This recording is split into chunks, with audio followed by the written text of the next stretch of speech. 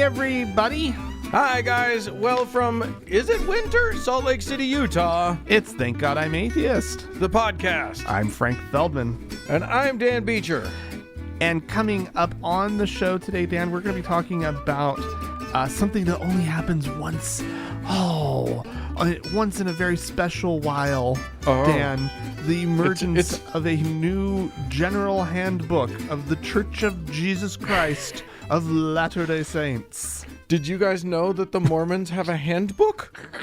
Can I be honest with you? I didn't know that the whole time I was a Mormon, the entire time I was a Mormon, I didn't know there was a handbook. Yeah, it's just for the local leaders, right? The bishops and stake presidents and whatnot, so that they can reference, so they can seek guidance, right, on various different topics, and sort of know what the church's official stance is on those topics. Well, anyway, it's kind of telling some of the additions and changes that have been made, and we're going to be talking about that. Yeah, it's literally them telling on themselves about what they're scared of. So we'll let them tell on themselves later on in the show. Then, coming up though, before we get to our stuff, we got to talk about the big New Year's Eve shebang. New Year's Eve, Dan. Extravaganza. Live streaming event with yours truly, the two of us, both of us. And, would that be and yours truly. So that's either two or one people, depending. And we're going to be ringing in the new year across most of the country. We're going to start with the East Coast. We're going to start at what would be 11 p.m. Eastern time. Right. So 10 so Central, we're starting at 9 Mountain. 9 p.m. for us in the Mountain 8 Pacific time zone. Right. That's when the whole thing is going to start. And then we're going to be ringing in 3 time zones. And we're gonna have a whole bunch of guests along the way. Can we say who we've booked so far? We're gonna have some friends. We're gonna have Daryl Ray's gonna come on and chat with us. We talked about the Scathing Atheist boys. They're gonna be there. Mm-hmm. We're gonna have a stand-up comic, at least one. That's pretty cool. We're going to have, who else are we going to have? We're going to have some old friends of the show come on. Some voices you've heard on the show in the past. And so we have some commitments from former guest hosts and some people who've been involved with the show through the years. Some of you may have a favorite uncle or two who are definitely going to show up. So there's a lot of fun shit that's going to happen. We're just going to have a blast. It's going to be a lot of fun. Yeah, we're working hard to try and get this thing going. Yeah, and it's. I mean, don't go expecting too damn much. It's don't gonna get be your a expectations fucking party, too high. Dan. Okay, but it's a party. That's what we're shooting for. Is a lot of fun, and you know, I don't quote me on this. We haven't solidified the dates yet. But we're pretty sure Donnie and Marie are going to be there. I can't officially announce it. Yeah. It's not official that the Osmonds, all of all of their brothers, are going to be Skyping in from Branson. I can't guarantee or Provo, that. or Orem, or wherever. But also, if you do want to participate or not participate, and if you do want to tune in and be a part of the big party, please go to our website, thankgodimatheist.com/NYE2020, or just go to the website. You can just go there too, and there's a little banner you can click on. Yeah. But what's critical here is that you pre-register so that we can invite you to the event. We'll send out the big email closer to the time. Absolutely. So definitely you'll want to get on that list. Yeah. So go to our website. And in a worst case scenario, go to our website. Like if you're like, oh, I don't have anything to do, it's New Year's Eve. Go to our website. You'll be able to watch it on the website. You'll be able to find it. Yeah. So that's going to be a hell of a lot of fun. We haven't even announced all the people that are going to be on it. I think, Dan. Somebody's mom might show up. Oh, who knows? No one's mom is going to be on it. Someone might be a mother. Yeah, exactly. Anyway, right, Dan. I'm pretty sure that Eli's a mother. Anyway, go on. I've got stories, Dan. Let's do the stories. That's what we do. at this point in the show. We talk about something that happened in the world. And I've got a fun story. Okay. Featuring one of our, and by that sound, I guess you guys should know, it's not really that fun of a story. Yeah. And it features somebody who we play clips from time to time. Coach Dave. He's in the news, Dan. He's in the news. That? Coach Dave is actually in the news. This is from like the Cincinnati .com. Cincinnati shitbird. I don't know which news source that's linked to. But anyway, he and a group of fellow Christians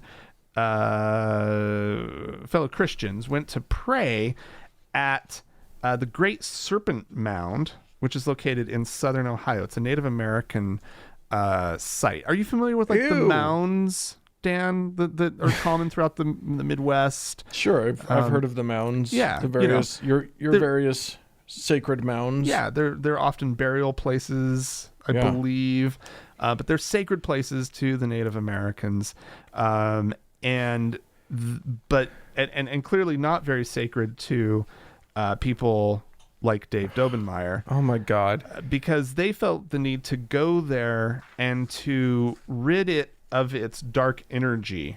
Oh my God! That it releases into the world. I don't know how a mound of dirt with some bones in it possibly could be doing that, but they think it did. So they went there on the solstice of all days to go, because what kind of pagan crazy nonsense is this? I know. Well, what's amazing is they end up posting.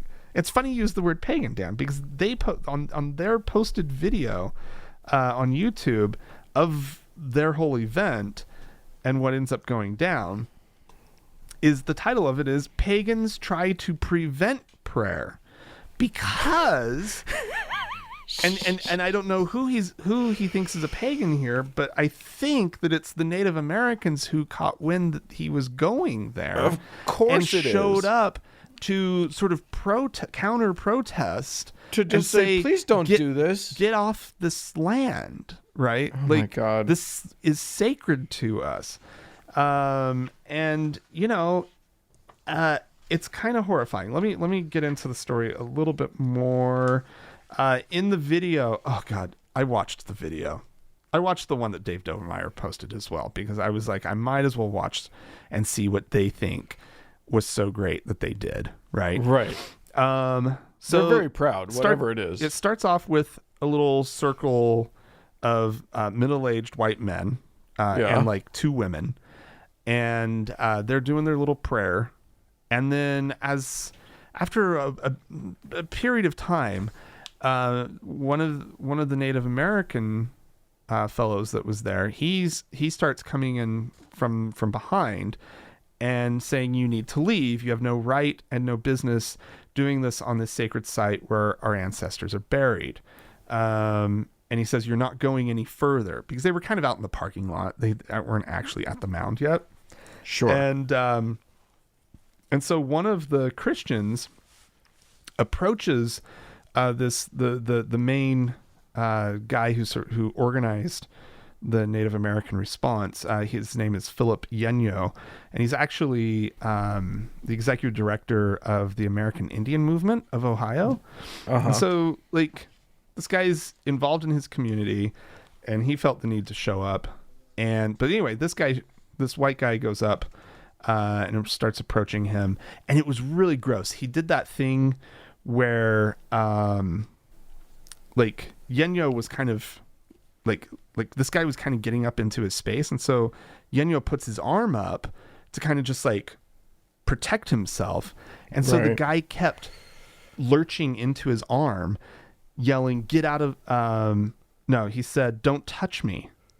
This white guy. He's running into the guy who's trying to protect himself, and he's saying, don't touch me, don't touch me. Like, he's totally trying to instigate a fight, right? Right. Like, really, really gross behavior. Mom, Yenyo's touching me.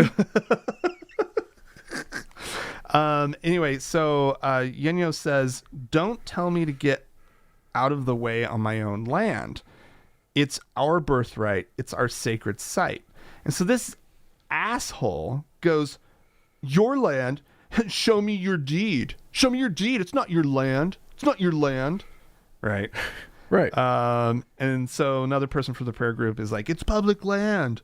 This land will not be taken in the name of Jesus, or this land will be taken in the name of Jesus. And so Yenyo goes, this land was already taken a long time ago. You people keep taking it. Right. Anyway, apparently, New Age folk and Wiccans also like to show up to the mounds, and like the Native Americans are getting really, really tired of this. I can't imagine why. They said that there are people buried there. The place is sacred to them. And yeah, it's basically just got to stop. But anyway, Dobenmeyer, he said that the Native American group was disruptive of their prayers and yelled at them as they were praying. He said that they were the aggressors in this situation. Of course. That's just how they operate. I mean, it's disgusting. Can we just agree that someone from the Satanic Temple needs to go to Dobenmeyer's house and just do some black masses or whatever it is they want to do? No kidding. I just these people, they're so gross. And the whole thing, and Dan, the details in this video, like at one point, one of the Christian guys is holding up a bunch of rocks in his hand, and they're like chanting and blessing the rocks. Like, I don't know what the fuck form of Christianity they think they're practicing. Right? Like, it's so insane. Showing up on the solstice because they're talking about it's the darkest day of the year and all this crap. And it's like, I don't think you guys are like, I don't think you're practicing the religion that you think you're practicing. Yeah. Do you guys know your religion? Do you know anything about your religion? Because you're kind of doing it wrong. Yeah, you're supposed to be really, really boring. Oh, Lordy Jesus. Okay, fine. They're being dicks. Speaking of dicks, I'm going to talk a little bit about Pat Robertson. Oh, we're not playing his clip this week because we found another clip that just delighted me for our audio later on. But Pat definitely had some things to say this week. I'm going to remind you guys before we get to what he said this week of what he said, and I think we played this clip just like less than a month ago, which was that he. This was after the election. This was weeks after the election.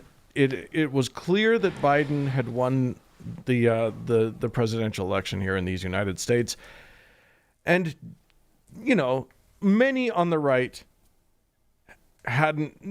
almost nobody on the right had come to terms with it. Right. They were still certain that Trump was going to win. That has started to wane now. It's like now that the opportunities for shenanigans have dwindled down to almost zero, even Mitch McConnell has sort of dropped any pretense that it's going to be anything other than Biden. But back in November, Patty Boy had this to say. He said, "We will not give up this great country. And Satan, you cannot have it in the name of Jesus." And he says, "And I began to pray, and I believe God has heard. And I'm asking everybody in this audience to pray. It isn't over yet." And he blathered on for a while, and then he said, he's talking about how, socialism is going to take away your car and, stop people from flying airplanes and stuff. He says, I mean, it is crazy what they have. Yeah, Pat, that sounds pretty crazy. You're correct. That's crazy. And then he ends by saying, "So let us pray." And what am I hearing? I think Trump's going to ultimately win. What? So that was Pat, prophetic, hearing the promptings of the Spirit, telling him that Trump's going to win. Oh my God. That was then, and this is now. And now here's what he said. He said, "I think it's all over. I think the Electoral College has spoken. I think The Biden corruption has not totally been brought to fruition, but it doesn't seem to be affecting the Electoral College. And I don't think the Supreme Court is going to move in to do anything. And I think we are going to see a President Biden. And then this one was interesting. And I also think we will be seeing a President Kamala Harris not too long after the inauguration of President Biden. Ooh, he's predicting Biden's death. Yeah, I think he is. I think he's counting on Joe to keel over. I mean, we all kind of know it's happening, right? Like, well, I don't know. He's still shuffling. No, he's doing a good job. He's still got some vim to him. Oh, he totally does. It was a bad joke on my part. Yeah, but we all figure though that he's probably going to serve only one term and then hand over the reins. That's what I really assume. hope so. Because electing an 82-year-old at that point? Isn't he like 78? Yeah, he's old. He's old. And hopefully he's up for the job. Yeah. So he'll be fine. Kamala will step in if she needs to. Yeah. She's amazing. Yeah. She's anyway, Mr. Robertson goes on. I thought okay, there's more. He's not just talking about Biden.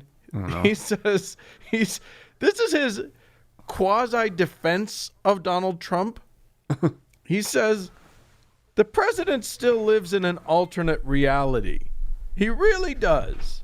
And now, at this point, if he stopped right there, he and I are on the same page. Because, Trump definitely lives in an alternate reality. But that's not where he stops. He says, people say, well, he lies about this, that, and the other. But no, he isn't lying. To him, that's the truth. He had the biggest crowd on Inauguration Day. He had more people than ever. He was the most popular. He saved NBC with The Apprentice. You go down the line of things that really aren't true. And people kept pointing to them, but because they loved him so much and he was so strong for the evangelicals were with him all the way. What?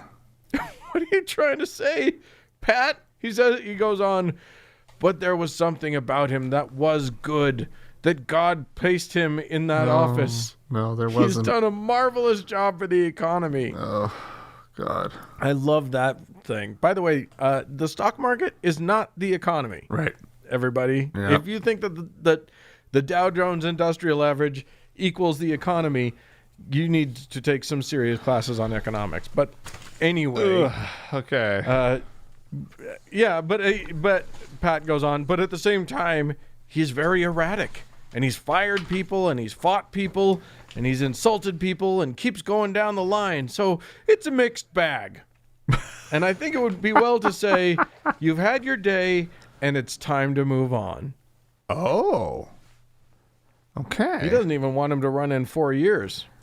He's ready to be done with the guy. God, if he runs in 4 years. I don't. Hopefully he won't be a free man in 4 years, but one can we'll hope. See. Yeah, or maybe he'll be living in exile. Yeah, but not anyway, like official exile, but like the fact that he's running from the law. Yeah, exactly. Well, Florida doesn't want him. Yeah. All right.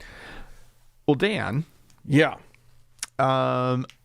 We have our New Year's Eve thing that's coming up, and yes, we do. Have we mentioned that, everybody? Because we know people are looking for things to do, right? Right. And somebody else who seems to know that people are looking for things to do is Kirk Cameron. Of yes, sort of what he was on Growing Pains, right? The sitcom back in the 80s and 90s. Sir. He was Growing Pains. He was a childhood, a young star. Yeah, back in the 80s. And apparently he's gone on to star in like Christian films. Oh yeah, now he's Mr. He's super duper Christian, super crazy Christian, and he's not having any of this like we're not doing anything for Christmas nonsense. Oh, it'd be the worst thing in the world. And so he had a protest last Sunday night that he promoted on Instagram. Apparently, he has a strong Instagram following. Wow. So he had hundreds of maskless people gathered together in Thousand Oaks in a parking lot, singing Christmas carols at the top of their lungs in order to hold what he calls part town hall meeting, part worship service. He says, if you love God, if you love Christmas, and you love liberty, you're not going to want to miss this. He said when promoting the whole thing. Anyway, he also had a gathering earlier in December that he brought together 500 people as part of a nationwide movement called Sing It Louder USA. Did you know about this? No. And of course, it's all protesting the restrictions on social distancing, right, and also because what could be more Christian Christian than infecting your fellow man with a deadly disease? Yeah. Well, you know what? We're learning a lot about Christianity, I think, through this whole thing, and really, like I don't think it's I don't know. It doesn't seem to be very benign. Sort of movement, is it? Like it's sort of this crazy, like fucked up death cult at this point. You know, maybe I think I just stumbled on something. Maybe the reason that they're not that they're not trying to fight COVID-19 the way they ought to be is because Christianity is a virus itself, and game respect game. I'm just saying. It just isn't going to get in the way of another virus. No, man. That's a theory. fist bump, and let's spread you around. Yeah. Get out. Because Christianity is pretty fucking virulent, man. Good God. And nasty. Well, so there you go. You can have your super spreader fun there. Just go to Thousand Oaks, everybody. Well, you don't have to go to Thousand Oaks because you can stay, anywhere really in Los Angeles County is going to do you up just great because even though Los Angeles County is a hotspot and needs to be locked down, as any scientist would be able to tell you, they are going to allow their churches to be open for Christmas. Oh, my God. Or rather, they did. I guess the people that hear this are going to hear it after Christmas. So yeah. They allowed. I assume we'll just assume that it played out this way. But yes, as of right now, the plan is to allow the churches to be open for Christmas. So I assume that they will have done by the time our listeners hear this, which is crazy. But, of course, there was that recent Supreme Court decision that basically said that churches are an essential business, just like a grocery store or, a shopping center or laundromat or whatever. So you can't close it down, even though it's entirely different and basically designed by God to spread disease. Like, an airborne disease cannot be spread more efficiently than by crowding everybody into a room and telling them to sing and chant. Apparently they will need to be somewhat socially distanced by household. So your household needs to be distanced from other households. I've seen these people. They will not do it. We know that they won't do it. They are required to wear masks. I'll bet you money they don't. But wasn't there like a whole part of it where you're supposed to shake hands with everybody? Depends on your church, but sure, why not? You know what I mean? Like, they can't be bothered. They can't change anything about their own thing to save each other's lives. You know what I mean? Yeah. Like, it's for each other. Don't even worry about the rest of us for this thing. You guys are infecting yourselves. Well, what are you doing? They're infecting themselves, right? And everybody else in their community. And then on top of it all, Dan, they're all a little weird about the vaccine. Yeah. Right? What are you doing? What are you people doing? Dude, it's literally like we may not have to worry about Christianity after this. It may just be takes enough care that of itself. the problem seems to be evolution will find a way. Yeah.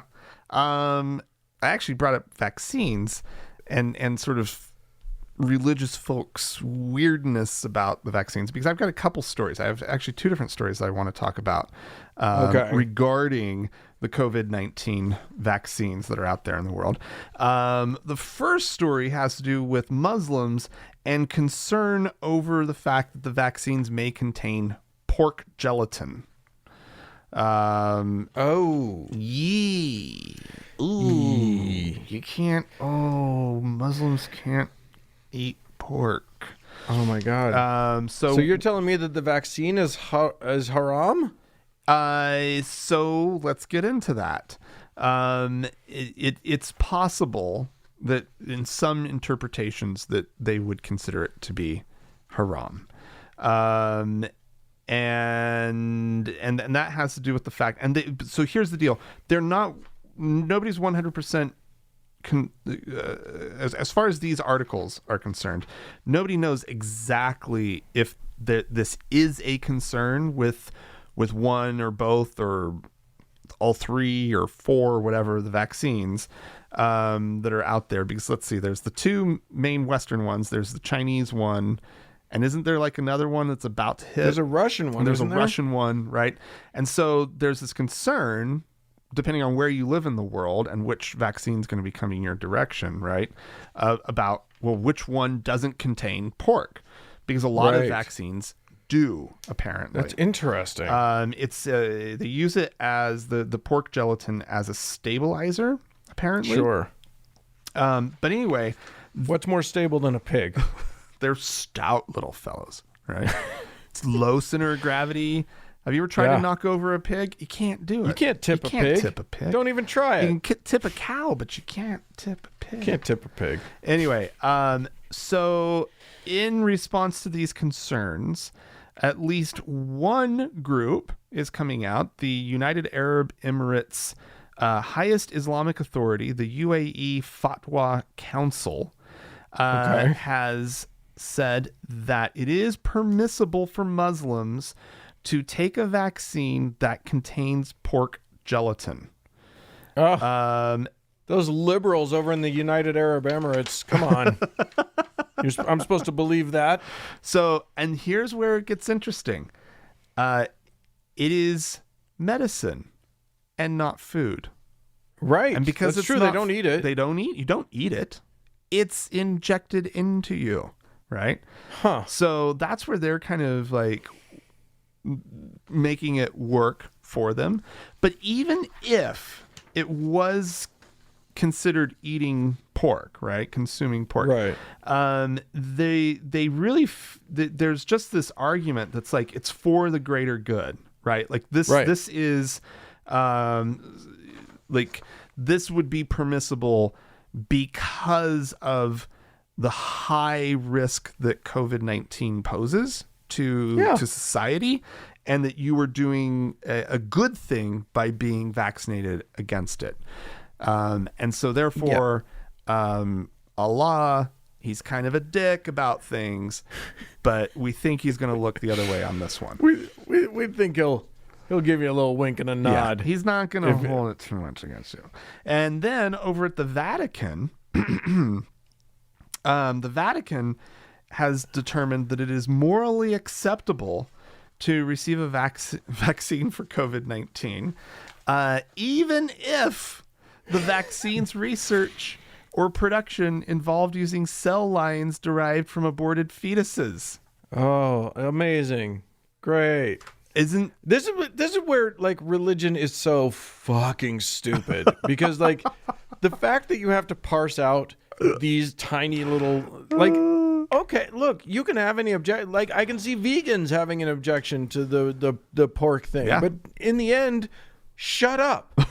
Just like, this is how it's gotta happen. Yeah. Like, maybe there's a better way, but we don't have the better way right now. This is what we've got, and it's really, really important that people do it. Right. So just shut up. I mean, I would think though that vegans have the most legitimate argument, of like to a certain extent.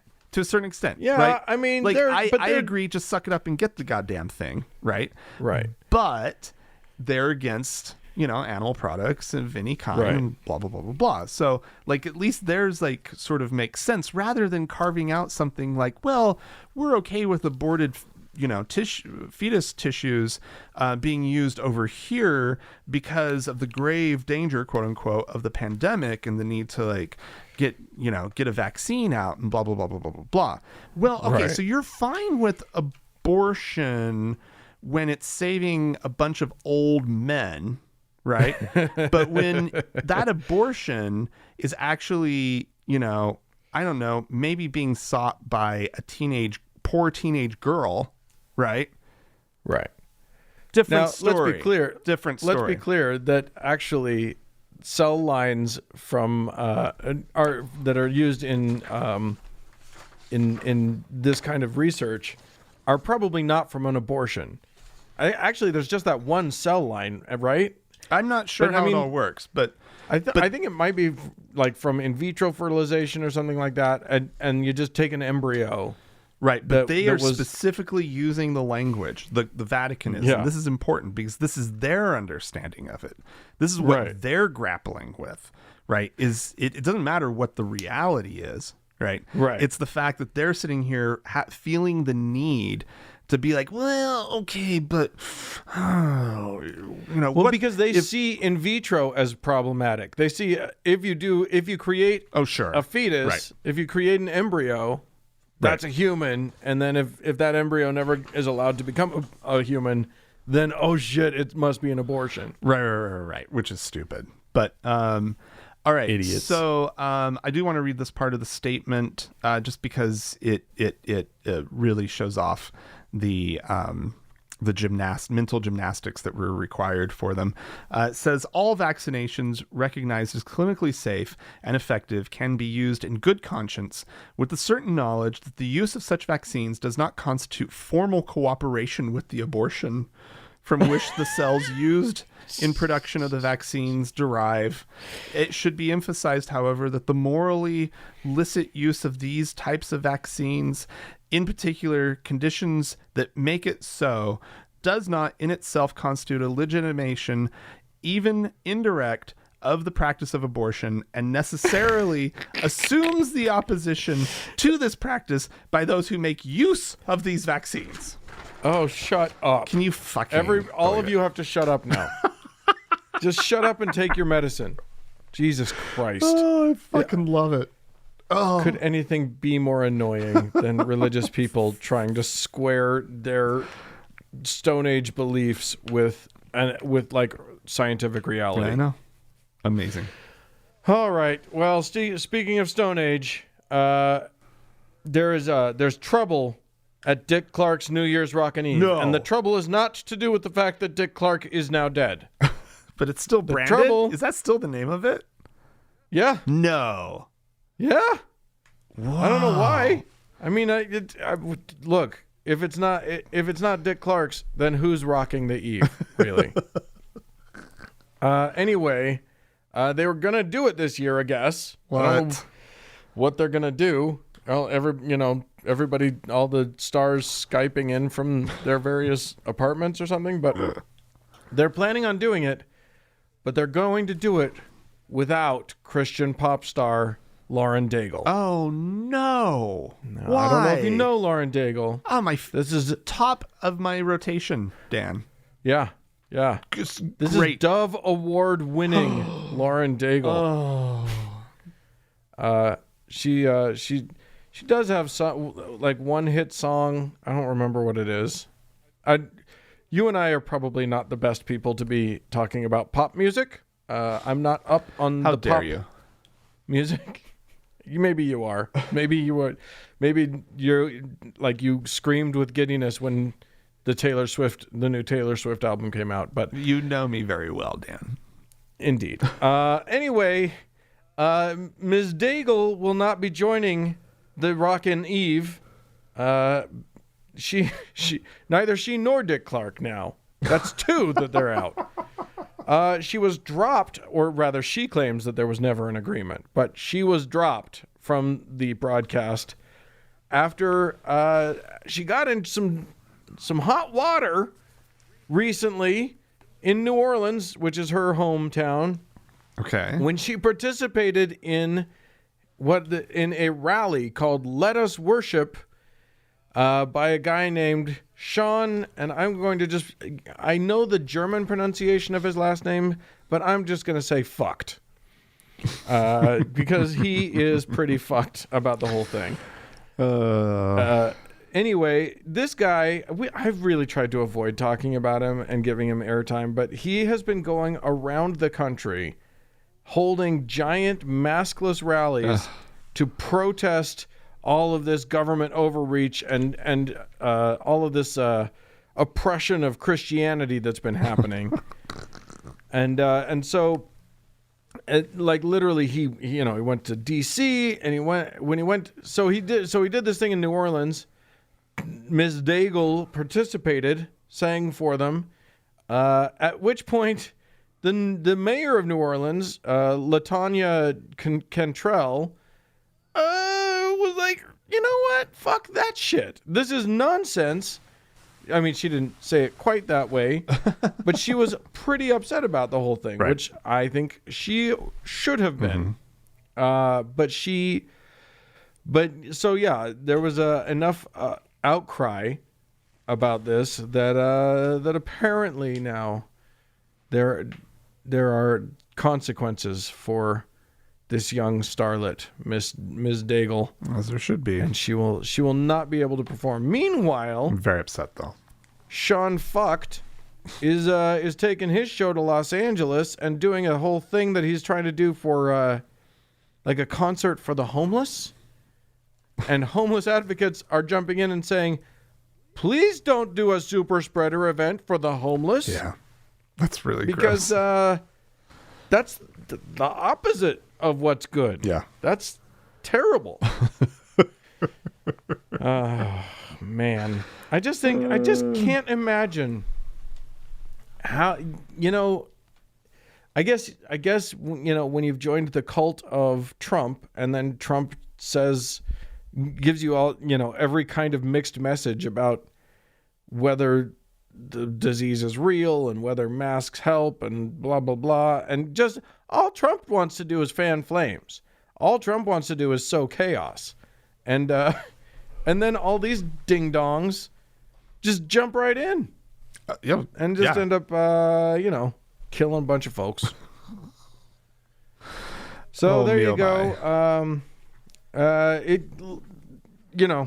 Don't go to any of the things, everybody. Stay home. If you'd like to tell us about anything that we've, take us to task for anything we've said or tell us about fun little gatherings in your neck of the woods, please feel free to write into us, podcast@thankgodimatheist.com. Or call and leave a voicemail message. The telephone number is 424-666-8442. Stick around, guys. There is more show coming right up.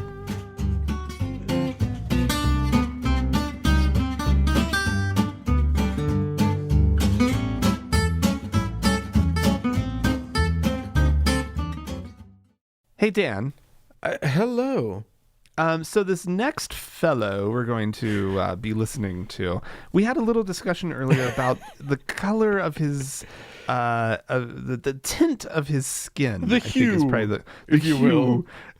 I literally, I texted you the clip and said, what color would you say this guy is? Because would you tell them what your coloring suggestion was? I sort of saw like he has sort of a grayness to his skin, and so but he also is kind of has a lot of rosiness at the same time, and so I just was like dusty rose. Yeah, I would say he's got a sort of colloidal silver to the whole aura, but basically he's zombie blue.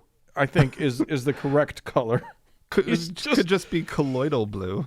Oh my God, he looks a fright. Yeah. and then just a shock of white hair. Yes, bright white hair. I think maybe maybe he's in front of a green screen and they don't know how to light it. I don't know what's going on. Yeah, because there's a guy playing the keyboard behind him that looks pretty legit. Yeah. So I don't know. I think it's really weird. It's very, very strange. Anyway, he's still holding out hope that Donald Trump is going to come through in the best possible way. So, but it's a little upsetting right now to be holding out that hope. So let's hear him out. We petition the courts and we ask, Lord, that as it is written in the books of heaven, as it has been ordained in the councils of heaven, that President Donald J. Trump shall be reset and shall be reseated as the President of the United States of America. You, Lord, will arise and you will cause my President,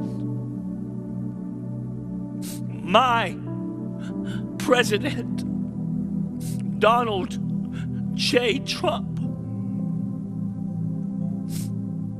to be reset and to be reseated, Jesus. Would you grant that it would be done, Lord? Oh my God. Oh my God, Robert Henderson, you are upset, my friend. Do you need somebody get that man a tissue?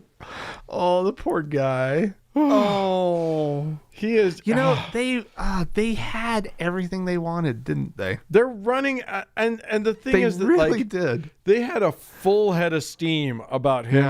Yeah. He's gonna make it. We're going to get through this, and you'll see. You'll see. You guys are doubters, but you're going to be amazed at what's about to happen. Oh, wait, what did the Electoral College do? What? They did? Oh. Well, it's still going to be okay. I mean, there's nothing to worry about. Wait, what did the courts threw it out? I'm like...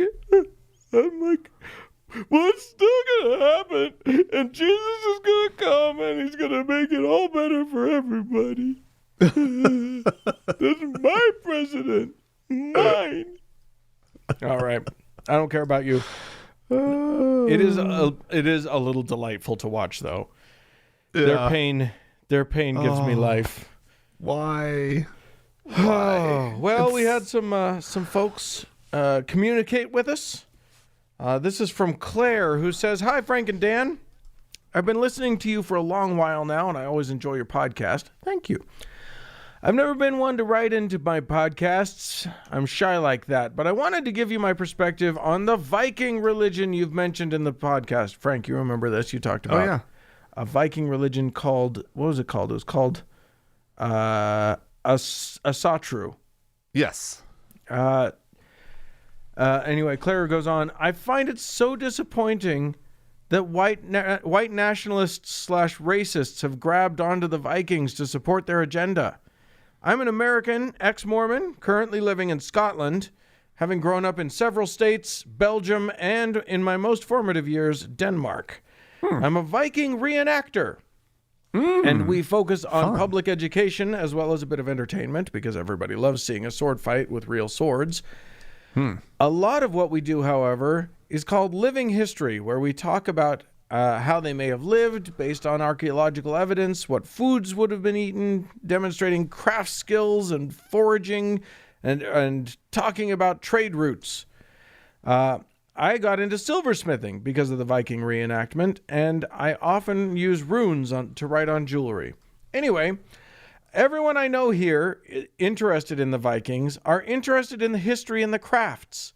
I know several people who call themselves heathens or follow Wodinism, Asatru, and white pride has never come into it.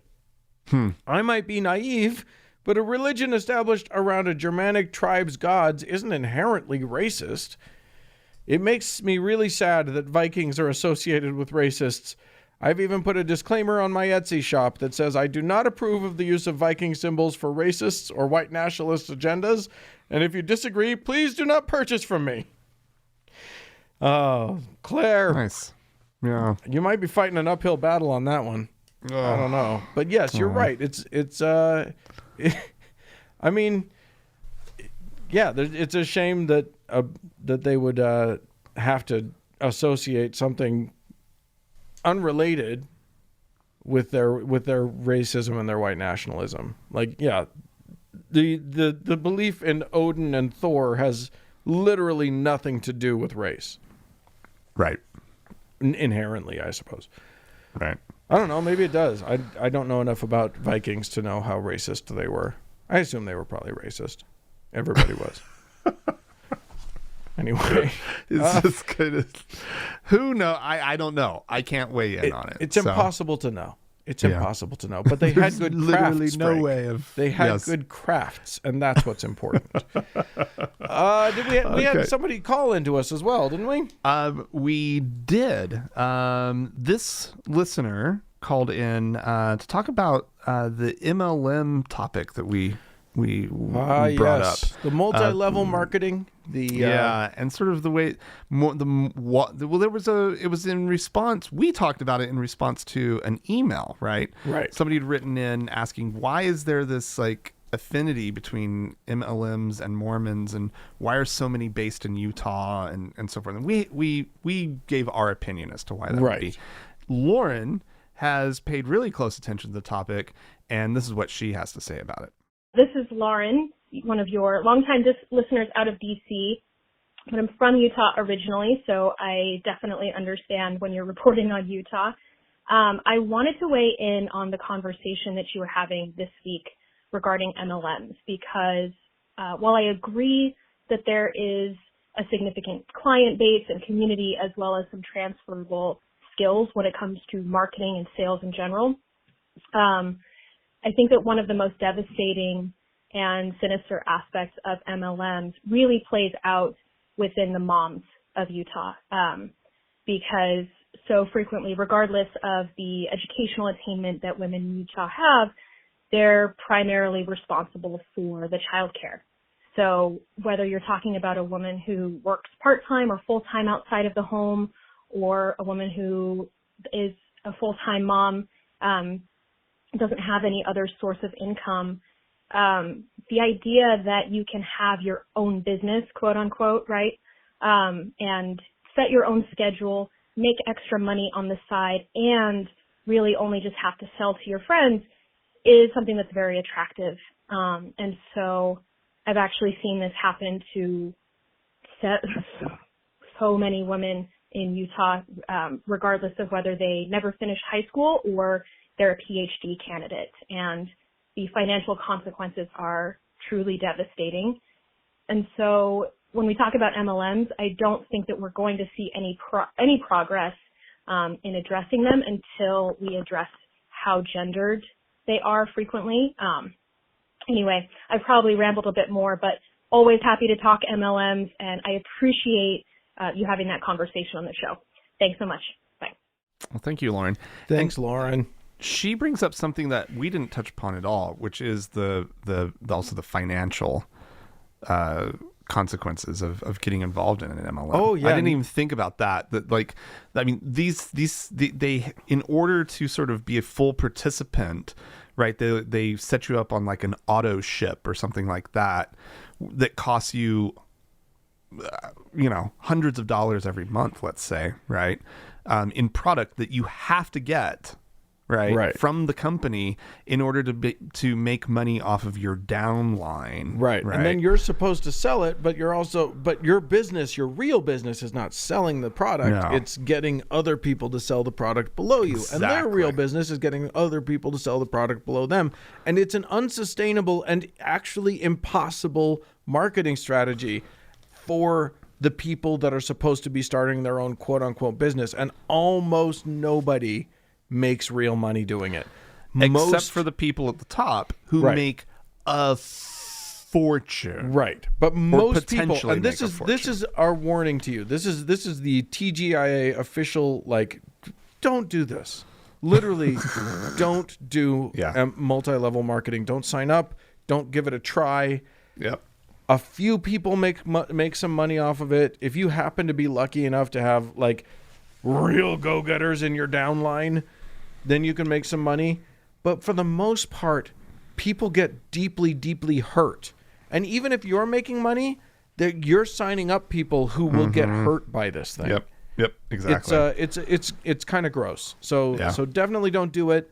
But the gender thing is a huge thing, Lauren. You're absolutely right. It's about preying on the fears of women who, especially in Utah, but like a lot of the time, it's people and mostly women who didn't have any skills, and then suddenly, or you get a lot of these Mormon women who married at 19, didn't go to school, didn't get a career going. They got, they spent the whole time raising their family and got their husband's career going great, and then they get a divorce, and the women are left with nothing, and they don't know what to do with themselves. So they sign up for this thing thinking, okay, well, I'm starting my own business, and then they just get wrecked. So, Yeah. woo! Fun. We're having fun, you guys. Oh, you know what? I want to talk really quickly about the video thing. We want you guys to send in videos for the New Year's Eve thing. We talked about it last week. Yeah. But definitely what we want you to do, keep it under a minute. Yep. But make a video. Then you can go to our website. Do we have a thing for uploading set up yet? Yes, it is. It's up and running. You go to thankgodimatheist.com/NYE videos. Okay. And type that in, and it'll take you to the page, and you can upload it right there. Yeah, so you don't need to be able to email it or whatever. You can upload it directly to us, and then in fact, then, email for video probably isn't going to work. So yeah, so don't try to email it to us, but just go to thankgodimatheist.com/NYE videos. Yep. And then just send a video. It can just be saying hi, but mostly what we want to hear about is like, how was your 2020? What are you looking forward to in 2021? What's gonna save you in 2021? And be sure to wish everybody a happy New Year's. Yeah, Yeah. It's mostly for fun.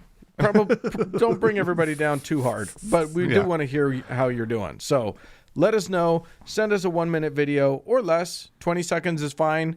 Whatever you got in you, and we want you to appear on the show. So do that, and then we got one person to thank this week. Well, let's first just say, if you'd like to support the show, please go to thankgodimatheist.com and click on the support tab. And then, of course, there's our top donor to thank, our Lord and Savior, Davis.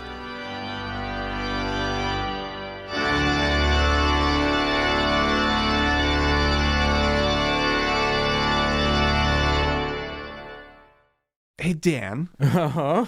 Have you ever actually had access to the general handbook of the Church of Jesus Christ of Latter-day Saints? No. I need to get one of those. You should. For my collection. Read. I'll bet somebody out there has one and they can love to send us copies.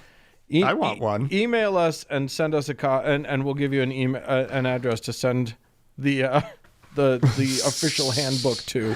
Yeah. Anyway, on my mission, one of the missionaries in my district, this is a little, sorry, I'm throwing jargon around.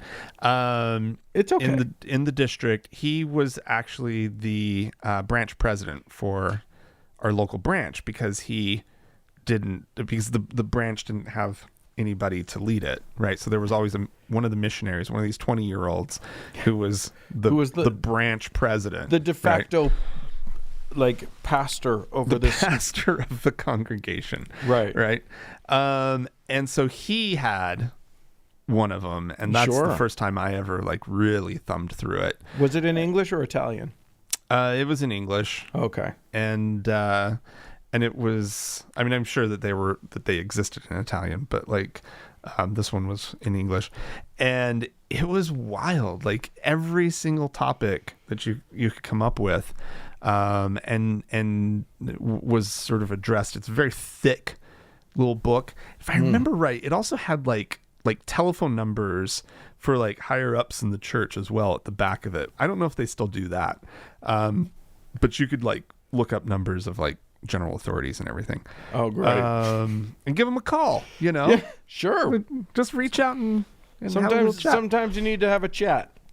But like, and then it just like really clearly stated like the church's stance on any sort of controversial topic like homosexuality or whatever. Right, because here's abortion, the thing. The guys that have this, and it is all going to be guys, the men that are in possession of this thing, have it because they are the bishops of their ward or whatever. And I'll remind our listeners that in the Mormon religion, it's all lay clergy. There's nobody that went to divinity school or anything like that. These are just the doofus down the street. Yeah. It's his turn for 4 years to be bishop of the ward.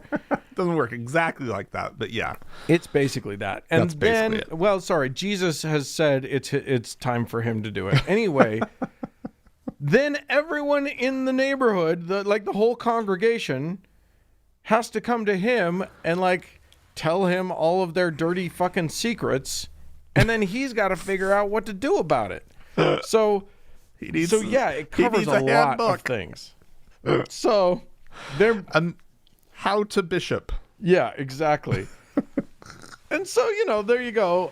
They've got it has to cover a broad range of topics, and there are new topics that come up that they have to sort of grapple with.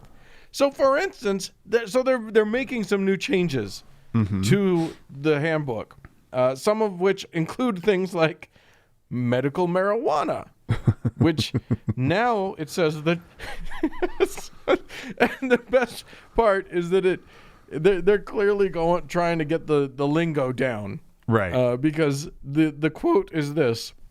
The church does not approve of vaping marijuana unless the medical provider has authorized it based on medical necessity. Oh.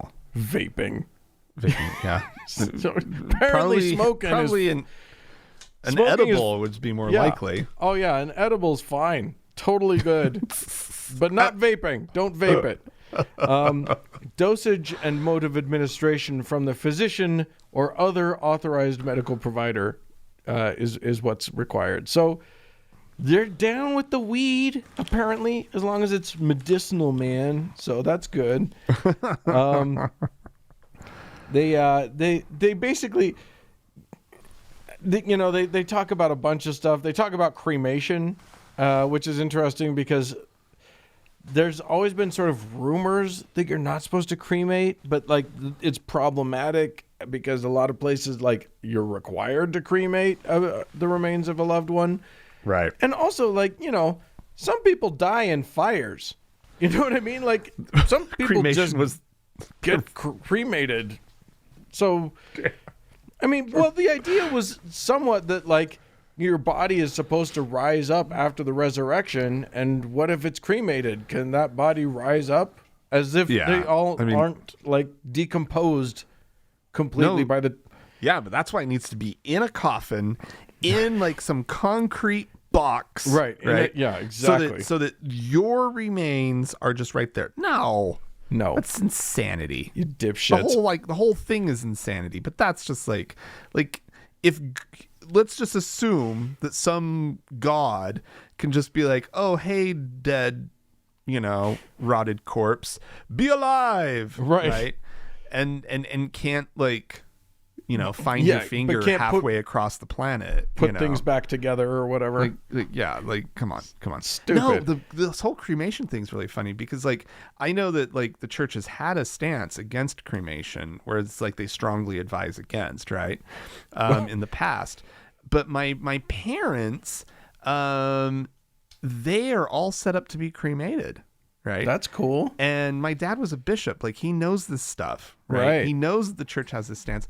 And I did I challenge them on it? Well, I remember being surprised when they were like, "Oh yeah, we bought a plot and it allows for the cremains, right? Which is such a great word. Oh my God, it's so terrible. Of like up to so many people in the one plot. So, you can have your cremains put there too." And I'm like, no fucking way. Nobody is flying me back to Oklahoma to be put in some piece of ground in Fort Gibson, Oklahoma. No. Well, what are we gonna do with your cremains then, Frank? Throw them in the trash. I don't care. Right. Oh my God. I have no sense of something must happen to my body that's like, blah. Yes. Well, anyway, the church, quote, does not encourage cremation, but they do note that it's not the worst thing in the world, and they say, quote, members should be reassured that the power of resurrection always applies. But I hate just the phrasing of this, that the church does not encourage cremation, but the update notes that some countries require it. Like that whole thing, right? Like saying, okay, we don't encourage it, but we get that it's required in some places. It's stating their preference, though. Yeah, clearly. Oh, yeah. They're definitely like turning their nose up at it. Like if some places require it, then just flat out fucking make it. Then just it's just allowed. Quit making the poor people in whatever corner of the world who, and I say poor people because they've become Mormons. Quit making them feel bad. Right. Yeah. That their little corner of the world, it's just required. If resurrection works, then it just works. And you don't have to worry about it. You don't have to turn your nose up all snooty snoot. I don't know. Jesus has to try harder though, with the cremains. Yeah, he's just like it's more work. You gotta put it. You gotta find all the little tiny pieces and put them back together. It's tough. It's tough. So hard. There were some just the most, I gotta say, pathetic attempts to address major, glaring societal problems here and abroad. This is what really stood out to me in these new revisions for the handbook. The first one is about, quote, prejudice, which that's got to be about racism, is what they're mainly talking about. And recently, Dallin H. Oaks, who's one of the counselors he's one of the top 3 right now, good dudes in the church, but will be the number one guy if he outlives old man Russell the Muscle Nelson. But Dallin Oaks recently did a whole speech about racism, in which, of course, he couldn't help but be a little racist because he's old and he has a great history. But he didn't want racism to exist. Like he did this whole thing about like racism is bad, but Black Lives Matter is bad too, and they're just a bunch of looters. But racism is bad. So they've added some language to the handbook that says, quote, all people are children of God, are all our brothers and sisters who are part of his divine family. Prejudice is not consistent with the revealed word of God. Favor or disfavor with God depends on devotion to him and his commandments, not the color of a person's skin or other attributes. Yeah. Well, that's you cute. Really, yeah. But the thing is, Dan, you don't want to alienate people who potentially will give you 10% of their income. Right. I mean, this is really important, right? Yeah. I don't. Yeah, and the white folks aren't doing it very much anymore. But they're starting to fall away, right? But they're exploding in Africa right now. Yeah. So, but I gotta think that this is like knowing the Mormon Church's history with racism, which is that it used to be not institutionalized in the way that we say there's institutional racism in all of our government and in companies and stuff. No, lest we misunderstand. Don't misunderstand me. It's not that insidious thing where it's like it's this unspoken set of rules that keep people of color down and and automatically kind of advance white people. No, this was just explicit racism that was like from God himself, supposedly. Yeah. And it's still in their main book. It's still there, right there in the Book of Mormon. So until they get it out of there, they really are going to struggle. It's never going to work out very well for them. But they are called to root out racism and abandon attitudes. Well, they say attitudes of actions of prejudice and actions of prejudice, but what they mean is abandon the attitudes that we fucking taught you right up for most of your life, old folks. Yeah. But the last thing I wanted to touch on is the one that is, I think, the one that they are the most scared of, but have no idea how to handle. Well, it's a tricky situation. Yeah. What they're trying to handle. They are on a balance beam that is an inch wide and 400 feet up, and they don't know what to do about it right now because, as we've talked about recently, there is a whole section, like half of the Mormon Church is trying desperately to bring it into this century and say, hey, maybe all of our opinions on, gay people and trans people are a little retrograde, and maybe we should move forward, and maybe, our subjugation of women and our, maybe all of the terrible things about us could be slightly amended to be better. And on the opposite side of things, there's the Desnat, the Deseret Nation, crazy, Trump is way, way, way too liberal for them. The right-hand side of things, the far-right crazies. Yeah. And they are getting stronger and stronger and louder. And it's scary because, as we've talked about, the prophet of the church, or not the prophet, but like the official church position has come out with things like wearing masks is a good thing. And, you don't have to be conservative. And, they congratulated Joe Biden on his win before he was actually sworn in. And people lost their minds about it. The far right, deeply conservative side of the church went apeshit and took the side of Trump over their religion. So here's what the church says now in the handbook. Quote, seek out and share only credible, reliable, and factual sources of information. Oh boy. Avoid sources that are speculative or founded on rumor. The guidance of the Holy Ghost, along with careful study, can help members discern between truth and error. Oh my God, that is so too little and way too late. Well, and it's also just the same old, their advice will lead all of these people to just keep going whatever direction they're already going in. Because 100%. The Holy Ghost is only going to confirm what they already want to do. Because that's how the Holy Ghost has never told any of these people what they didn't want to hear, because the Holy Ghost is the voice of their own self inside of their dumb head. So, for them what they're trying to do, what the church is trying to do is say, maybe QAnon might not be the best source for you. Maybe InfoWars isn't the best way to get your news.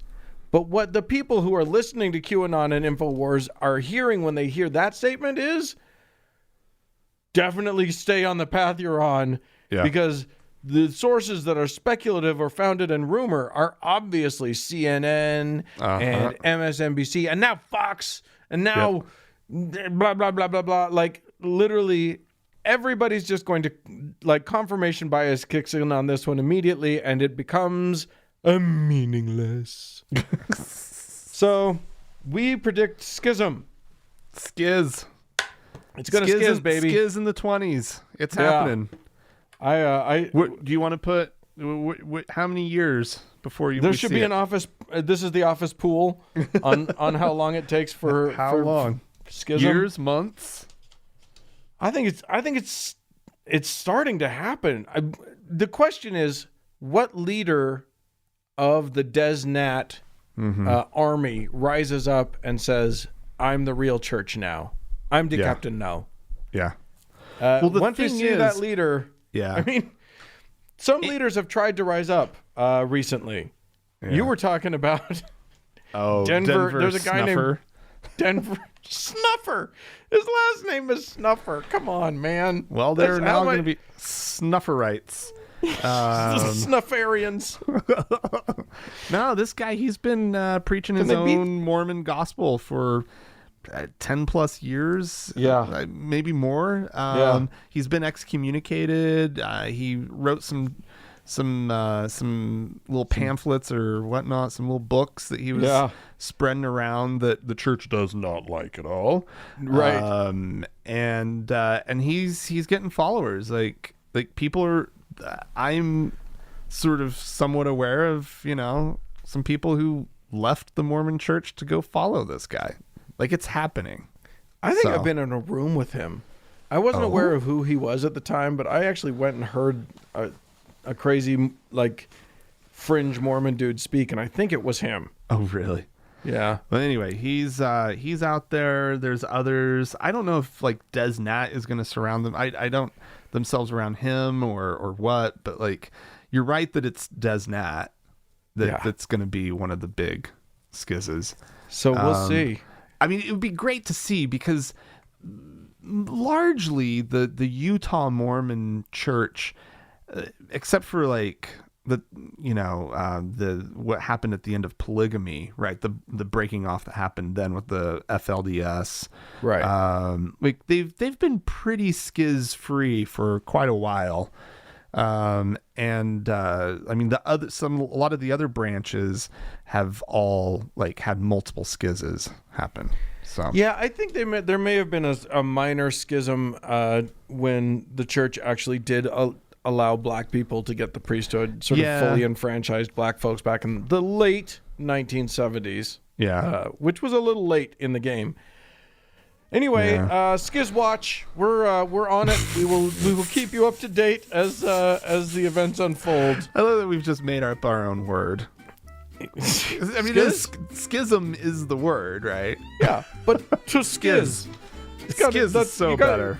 When you verb your nouns, you get to do whatever you want with it. Anyway, if you would like to skiz, please feel free to write into us. Podcast at thankgodimatheist.com. Or call and leave us a voicemail message. The telephone number is 424-666-8442. Yeah, go to the Facebook page, facebook.com/TGIAtheist for as long as Facebook lasts. And while it's still there, there's also the Members Only Lounge, which is on Facebook, but you can find it best by going to thankgodimatheist.com/members only. Also, you should follow us on Twitter because there's good things happening on Twitter at TGIAtheist. Yeah. Hey, thanks so much to the Red Rock Hot Club for the use of their fine music. And thanks to Gordon Johnston for the use of his music. And thanks to all of you for tuning in, my beloved brothers and sisters. Bye-bye.